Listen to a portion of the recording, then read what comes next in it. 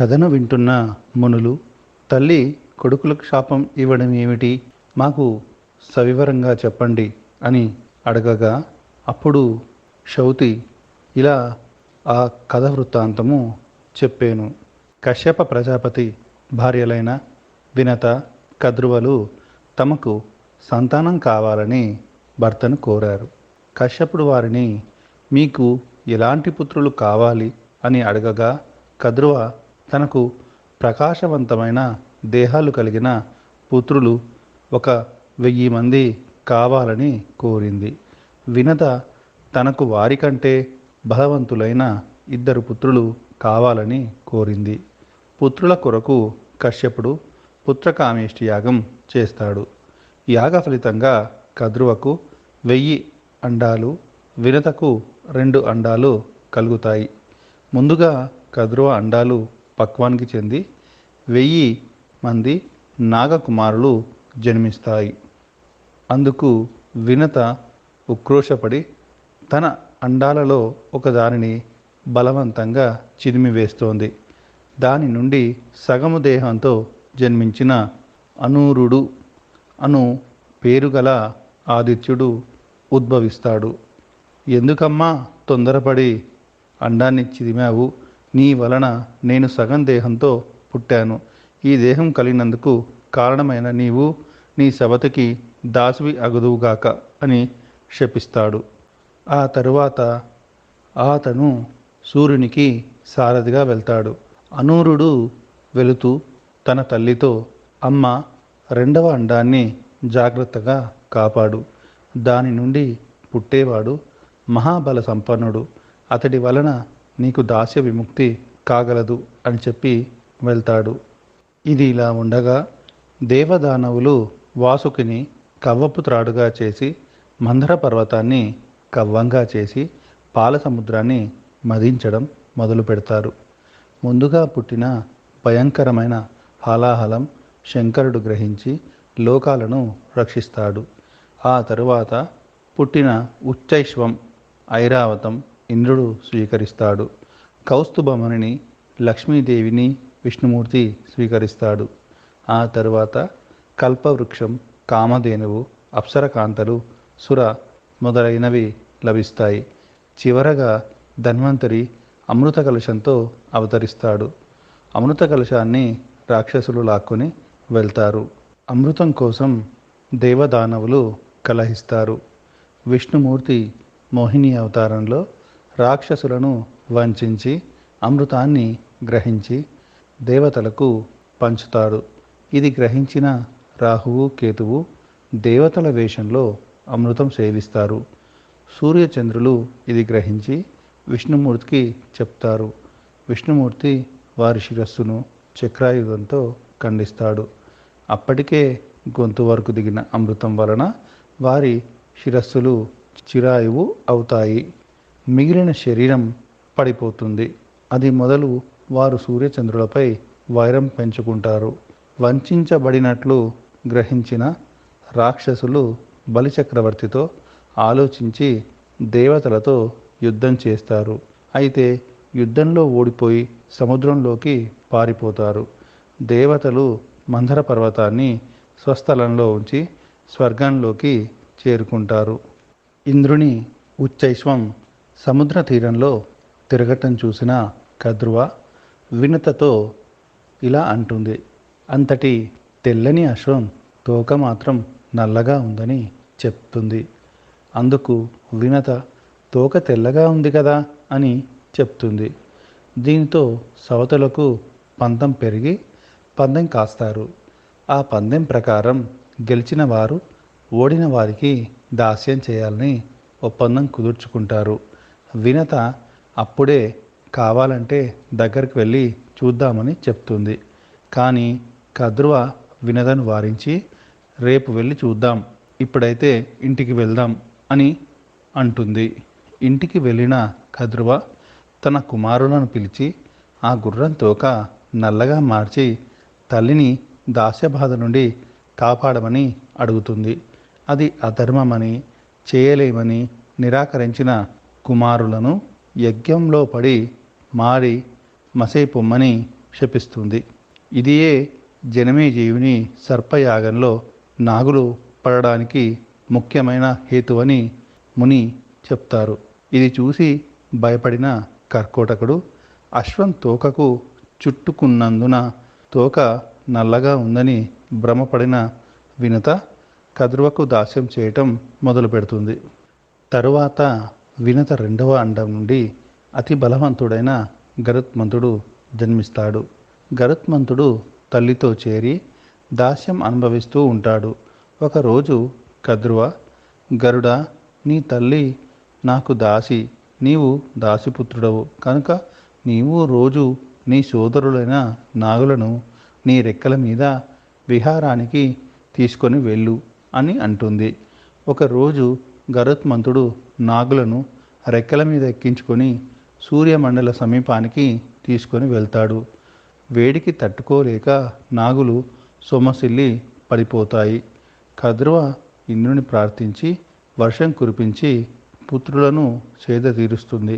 పుత్రుల అవస్థకు కారణమైన గరుత్మంతుణ్ణి తీవ్రంగా దూషిస్తుంది. అది సహించలేని గరుత్మంతుడు తమ దాస్యానికి కారణం ఏమిటని వినతను అడిగి తెలుసుకుంటాడు. తల్లి దాస్యాన్ని తాను తీర్చగలనని తెలుసుకుంటాడు. గరుత్మంతుడు తమ దాస్య విముక్తికి ఏమి కావాలని కద్రువను అడుగుతాడు. ఆమె తన కుమారులకు అమృతం తెచ్చి ఇస్తే దాస్య విముక్తిని చేస్తానని చెబుతుంది.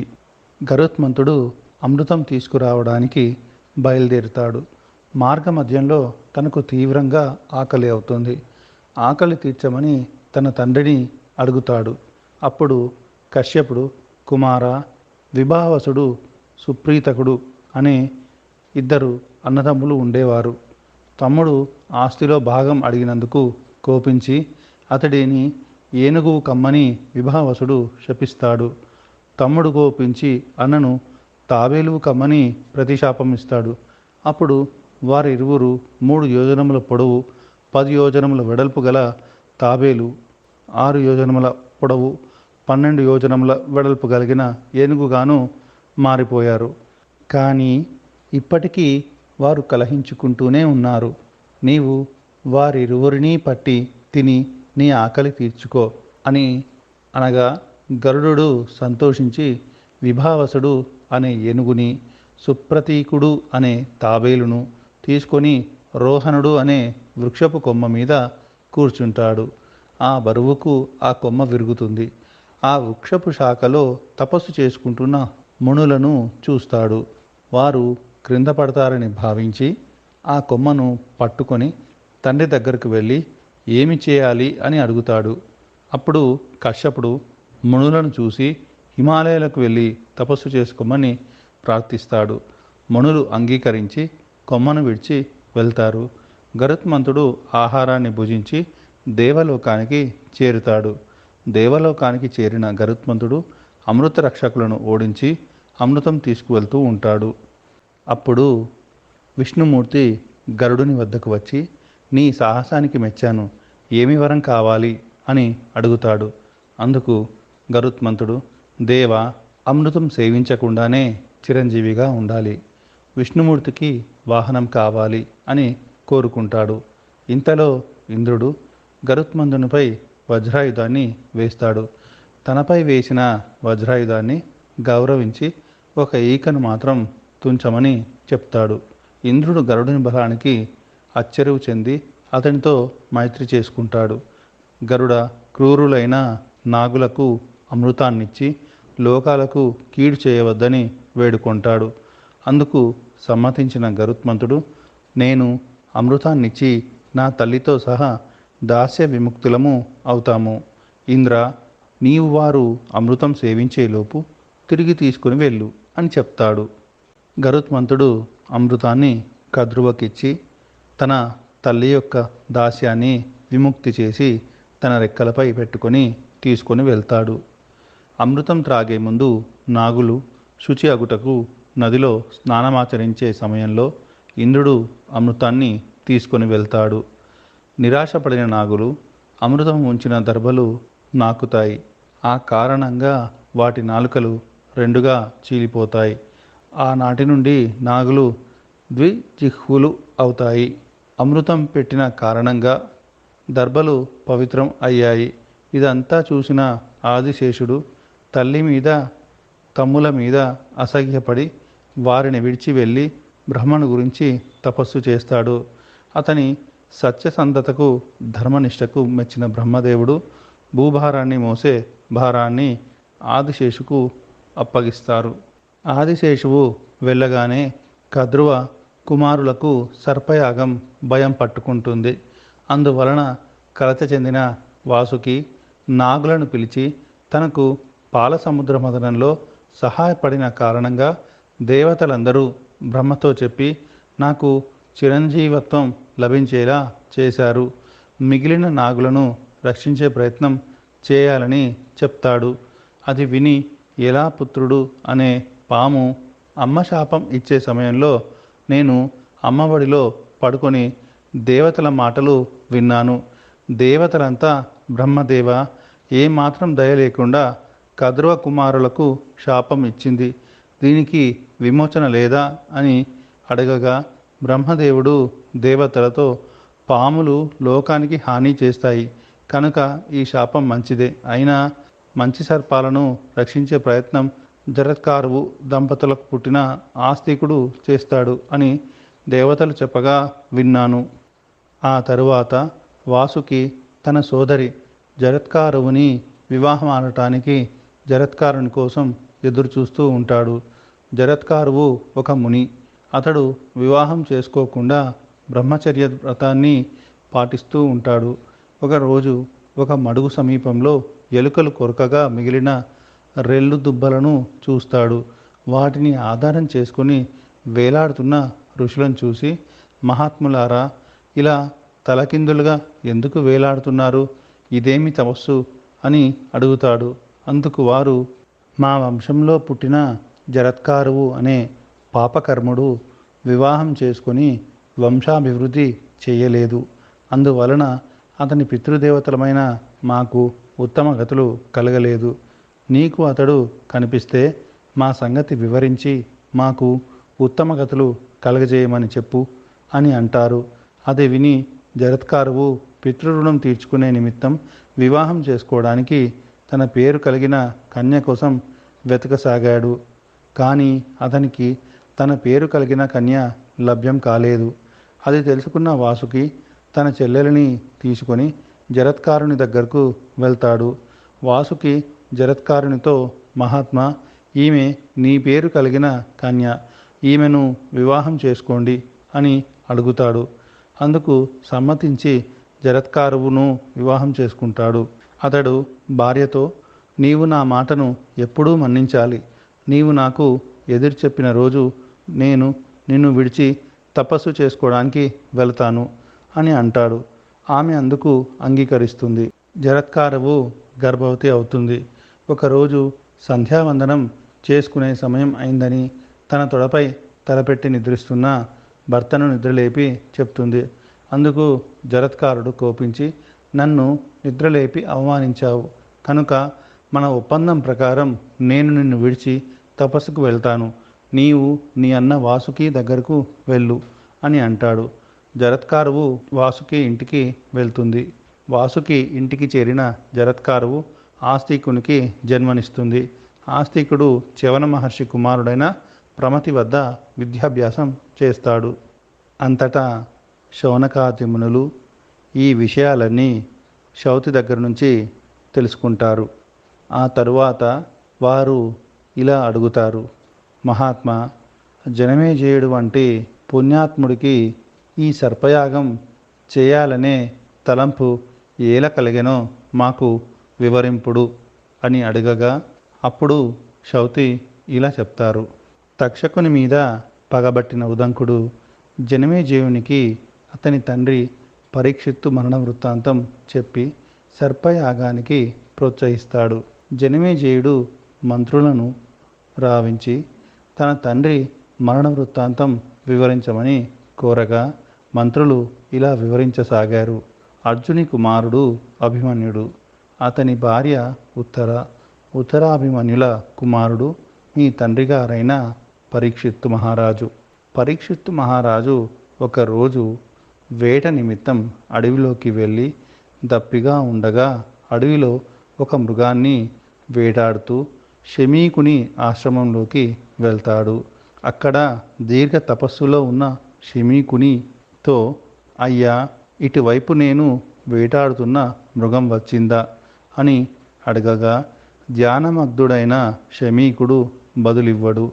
ఆ కారణంగా ఆగ్రహించి పరీక్షిత్తు అక్కడ చచ్చిపడి ఉన్న పామును తీసి అతని మెడలో వేస్తాడు. ఆ తరువాత హస్తినాపురం వెళ్తాడు. ఆ సమయంలో శమీకుని కుమారుడైన శృంగి అక్కడ ఉండడు. శమీక మహర్షి కుమారుడైన శృంగి మిత్రుడైన కృషుడు ఇది చూస్తాడు. కృషుడు శృంగి దగ్గరకు వెళ్ళి జరిగిందంతా చెప్తాడు. అది విన్న శృంగి, అడవిలో తపస్సు చేసుకుంటున్న నా తండ్రిని అవమానించిన పరీక్షిత్తు ఈ రోజు నుండి 7 రోజులలో తక్షకుడు అనే సర్పరాజుచే మరణించుగాక అని శపిస్తాడు. జరిగినదంతా శృంగి ద్వారా తెలుసుకున్న శమీకుడు బాధపడి, కుమారా, కోపం అనర్థహేతువు. మనం అడవిలో ప్రశాంతంగా తపస్సు చేసుకోవడానికి కారణం మనలను రక్షించే రాజే. పరీక్షిత్తు ధర్మరక్షకుడు. ఆకలి తప్పులకు ఆగలేక విసుగులో ఈ పని చేశాడు. నీ శాపాన్ని ఉపసంహరించుకో అని అడగగా అందుకు శృంగి అంగీకరించడు. శమీకుడు గౌరీముఖుడు అనే శిష్యుని పిలిచి పరీక్షిత్తును కలిసి జరిగినది వివరించి ఆపద తొలగే ఉపాయం ఆలోచించమని చెప్తాడు. గౌరీముఖుని ద్వారా విషయం తెలుసుకున్న పరీక్షిత్తు తగిన జాగ్రత్తలు తీసుకుంటాడు. 7వ రోజు వస్తుంది. పాములన్నీ లోకానికి హాని చేస్తున్నాయని బ్రహ్మదేవుడు పాము కాటుకు మరణించిన వారిని రక్షించే విద్యను కశ్యపుడు అనే మునికి ఉపదేశించాడు. కశ్యపుడు శాపోపహతుడైన పరీక్షిత్తుని రక్షించడానికి బయలుదేరుతాడు. శాపాన్ని అమలు చేయడానికి బయలుదేరిన తక్షకుడు కశ్యపుని మార్గమధ్యంలో కలుస్తాడు. తక్షకుడు కశ్యపుడిని పరీక్షిత్తుని రక్షించడానికి వెళ్తున్నట్టుగా తెలుసుకుంటాడు. తక్షకుడు కశ్యపునితో, పరీక్షిత్తుని రక్షించడం అసంభవం అని అంటాడు. కశ్యపుడు అంగీకరించడు. తక్షకుడు పక్కన ఉన్న వృక్షాన్ని కాటు వేసి దాన్ని బ్రతికించి చూద్దాం అని అంటాడు. కశ్యపుడు ఆ బూడిదను మంత్రించి జీవింపజేస్తాడు. తక్షకుడు కశ్యపునితో, మహాత్మా, శృంగి ఇచ్చిన శాపం తిరుగులేనిది. మహారాజు ఇచ్చే వాటికన్నా నేను అధికం ఇస్తాను, తిరిగి వెళ్ళు అని అంటాడు. కశ్యపుడు జరగబోయే దానిని దివ్య దృష్టితో గ్రహించి తక్షకుడు ఇచ్చిన కానుకలు తీసుకుని వెళ్తాడు. తర్వాత తక్షకుడు నాగకుమారులను పిలిచి బ్రాహ్మణ వేషాలలో వెళ్ళి పరీక్షిత్తుకు పండ్లు తీసుకొని ఇవ్వండి అని చెప్పి తాను ఆ పండ్లలో క్రిమి రూపంలో దాక్కుంటాడు. పరీక్షిత్తు దగ్గరకు చేరిన తక్షకుడు ఆయన పండును వలవగానే బయటకు వచ్చి విషాగ్నులు చిమ్ముతూ కాటు వేసి పరీక్షిత్తును చంపుతాడు. అంతలో, మంత్రులారా, తక్షకుడికి కశ్యప బ్రాహ్మణుడికి మధ్య జరిగిన ఈ సంభాషణ మీకు ఎలా తెలిసిందని జనమేజయ మహారాజు అడగగా మంత్రులు, తక్షకుడు కాటు వేసిన పచ్చని వృక్షం కొమ్మ మీద అంతకు ముందే ఓ కట్టెలు కొట్టేవాడు ఎక్కి ఉన్నాడు. వాడిని తక్షకుడు కానీ బ్రాహ్మణుడు కానీ చూడలేదు. వాడు తక్షకుని కాటుతో కాలి బూడిద అయి మరలా కశ్యపుని మంత్ర ప్రభావం చేత ఆ చెట్టుతో పాటు బ్రతికి మా వద్దకు వచ్చి ఆ విషయంను చెప్పాడు. మేము విన్నది చూచినది మీకు వివరించాము. మీకు ఏది ఉచితం అనిపిస్తే దానినే ఆచరించండి అని అంటారు. జనమేజయునకు పరీక్షిత్తు మరణ వృత్తాంతం చెప్పిన మంత్రులు, మహారాజా, ఇది యుక్తం కాదని అనుకోకుండా తక్షకుడు ఒక బ్రాహ్మణుని ప్రేరణతో నీ తండ్రి మరణానికి కారణమయ్యాడు కనుక నీవు కూడా సర్పయాగం చేసి తక్షకుడితో సహా పాములను అన్నింటినీ అంతం చెయ్యి అని అంటారు. ఈ ఉదంతం విన్న జనమేజయుడు ఆగ్రహించి ఋత్విక్కులను రావించి సర్పయాగానికి ఏర్పాట్లు చేస్తాడు. ఆ సందర్భంలో వాస్తుశాస్త్ర నిపుణుడు ఒకడు జనమేజయునితో ఇలా పలుకుతాడు: సర్పయాగం మంచిదే, కానీ ఈ యజ్ఞ ప్రదేశము కొలతలు జరుగుతున్న ఈ సమయంను బట్టి ఈ యాగం ఒక బ్రాహ్మణుడి కారణంగా పూర్తి కాదు, మధ్యలో ఆగిపోతుంది అని చెప్తాడు. జనమేజయుడు అతడిపై కోపించి, నా అనుమతి లేకుండా యజ్ఞశాలలోనికి ఎవరినీ రానివ్వద్దని సేవకులను ఆదేశించి సర్పయాగం ఆరంభిస్తాడు. యాగం మొదలవుతుంది. పాములన్నీ సర్పయాగంలో పడి మరణిస్తున్నాయి. తక్షకుడు ఇది చూసి ఎంతో కలత చెందుతాడు. మిత్రుడైన ఇంద్రుని వద్దకు వెళ్ళి శరణు అడగగా ఇంద్రుడు బ్రహ్మదేవుడు కొన్ని పాములకు అభయం ఇచ్చిన సంగతి తెలుసుకొని, తక్షక నీకేమీ భయం లేదు అని చెప్తాడు. ఎన్నో భయంకరమైన క్రోశల పొడవు కలిగిన అనేక సర్పాలు యజ్ఞగుండంలో పడి అగ్నికి ఆహుతి అవుతున్నాయి. ఇలా సర్పాలు సర్పయాగంలో పడి మరణించడం చూసిన వాసుకి తన చెల్లెలితో, అమ్మ, పాములన్నీ సర్పయాగంలో పడి మరణిస్తున్నాయి. ఇందుకు పరిష్కారం నీ చేతిలోనే ఉంది. నీకు నీ భర్త జరత్కారునికి పుట్టిన ఆస్తికుడు ఈ సర్పయాగం ఆపు చేయగలడని బ్రహ్మదేవుడు చెప్పాడు. కనుక ఆస్తికుని వెంటనే ఈ యాగానికి పంపించు. కనుక ఆస్తికుని పంపి ఈ యాగాన్ని వెంటనే ఆపమని చెప్తాడు. అది విన్న జరత్కారువు ఆస్తికుని పిలిచి, కుమార, నీ మేనమామ మాట విన్నావు కదా, నీవు వెళ్ళి సర్పయాగాన్ని నిలుపు అని కోరుతుంది.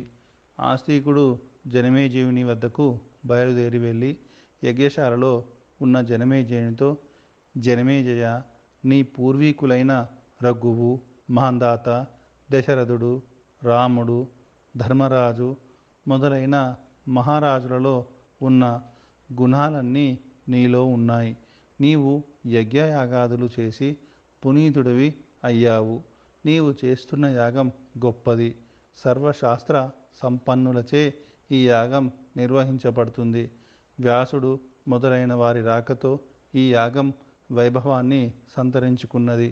నీకు శుభం కలుగుతుంది అని అంటాడు. ఆ స్తుతికి సంతోషపడి జనమేజయుడు ఆస్తికునితో, మహాత్మా, ఏమి వరం కావాలో కోరుకో అని అడగగా అంతటా ఆస్తికుడు, జనమేజయ, ఈ సర్పయాగం ఆపించి నా బంధువులను రక్షించు అని అంటాడు. జనమేజయ మహారాజు ఈ సర్పయాగం తన తండ్రిని తక్షకుడు చంపాడని, అందుకు ప్రతీకారంగా ఈ యాగాన్ని చేస్తున్నానని, ఇది కాకుండా మరి ఏదైనా కోరమని ప్రార్థిస్తాడు. ఆ సమయంలో తక్షకుడిని లక్ష్యంగా పెట్టుకొని ఋత్విక్కులు మంత్రపూర్వకంగా 1-2 సార్లు ఆహ్వానిస్తున్నా తక్షకుడు రాకపోవడంతో అతడు ఇంద్రుని శరణు వేడినట్లు దివ్యదృష్టి ద్వారా తెలుసుకొని జనమేజయ మహారాజుకు తెలపగా ఆ రాజు ఇంద్రునితో సహా తక్షకుని అగ్నిగుండంలో పడవేయమని ఆజ్ఞాపించగా ఆ యజ్ఞహోత ఏకాగ్రచిత్తుడై ఇంద్రుడితో సహా తక్షకుడిని ఆహ్వానించగా ఇంద్రుడు మంత్ర ప్రభావం చేత తక్షకుడితో సహా ఆకాశంలో భయపడుతూ వచ్చి, తక్షక, నీవు నీ దారిన వెళ్ళు, ఇక నేను నిన్ను రక్షించలేను అని తక్షకుడిని అక్కడే వదిలి తన భవనమునకు వెళ్తాడు. తక్షకుడు భయంకరంగా భయంతో అరుస్తూ మంత్రశక్తికి ఆధీనుడై యజ్ఞగుండంలో పడబోతూ ఉండగా ఆస్తికుడు, తక్షక, ఆగు, ఆగు, ఆగు అని 3 సార్లు అనగా తక్షకుడు అక్కడే ఆగిపోయి ఆకాశంలో వేలాడుతూ ఉంటాడు. అప్పుడు యజ్ఞమునకు ఆహ్వానించబడిన సదస్యులందరూ తపస్వి అయిన ఆస్తికుడి కోరికను మన్నింపవలసిందిగా కోరగా జనమేజయుడు సర్పయాగాన్ని ఆపిస్తాడు. తక్షకుడు వెనుదిరిగి నాగలోకం చేరుతాడు. ఆస్తికుడు యాగాన్ని ఆపి సర్పాలను రక్షించినందుకు యాగశాలలోని వారంతా సంతోషిస్తారు. జనమేజయ మహారాజు ఋత్విక్కులకు, సభాసదులందరికీ వేల కొలది ధనాన్ని ఇచ్చి సత్కరిస్తాడు.